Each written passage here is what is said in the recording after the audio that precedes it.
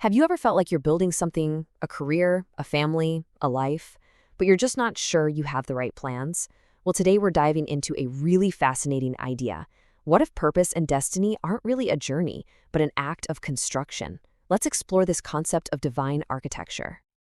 So let's start with the big idea, the foundation that this whole concept is built on.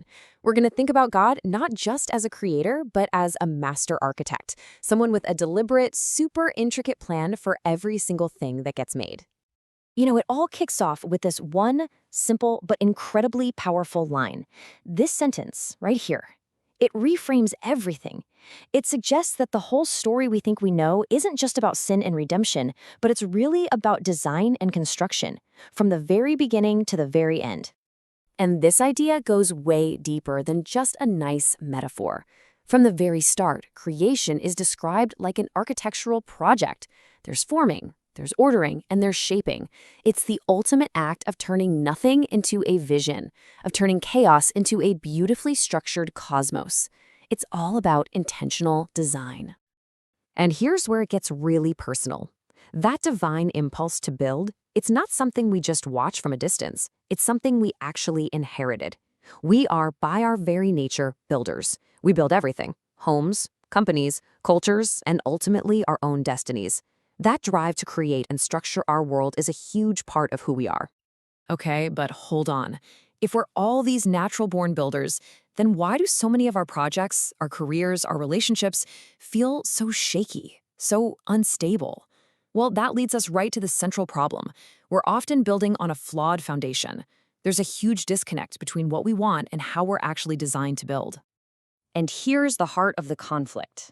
In our world today, we tend to focus on the feeling, the inspiration, the calling, the passion, which is great, but we can totally neglect the hard structural work of design and construction. We fall in love with the vision, but we kind of ignore the blueprints. So here's the first major imbalance we see: desire versus design. We are full of desire, right? We all know what we want, what we dream of, but desire is just the fuel. By itself, it doesn't build anything that lasts. It absolutely needs a design, a plan, a structure to become something real. And that leads directly to the second imbalance: emotion versus structure. We love passion, and it's a powerful force, but passion without an engine, without a structure to guide it, just burns itself out. Things that last are built on reliable patterns and principles, not just on feelings that come and go. And finally, our ambition. It can push us to do amazing things, but if it's out of alignment with a bigger foundational design, we risk building something that just can't last, or maybe something that doesn't really fulfill its true purpose. This is that classic tension between our own ambition and a divine alignment. Okay, so we've laid out the problem: a flawed foundation, one that's built on desire and emotion instead of design and structure. So what's the solution? We need a better blueprint. We need the master blueprint. Which leads us to the million-dollar question, doesn't it? If we need a blueprint for our lives, for everything, where do we find it? What is this master plan that's going to make sure that what we build will actually stand? And the answer that our source gives us is a word we all think we know, but it's presented in a completely new light: righteousness. Now, forget what you think it means. We are asked to see righteousness not as a list of good behaviors, but as the blueprint itself. It's the divine logic, the fundamental operating system that underpins all of creation. And this gets to the absolute core principle: alignment. It's just like how software needs the right operating system to run. The idea here is that life itself needs to be aligned with its original design to work correctly. It's that simple. Nothing, and I mean nothing, flourishes when it's out of sync with its intended pattern. So, to put it simply, this idea of rightness isn't just about being a good person. It's a structural thing. Something is right when it fits its God-shaped whole, when it perfectly conforms to the original design it was made for.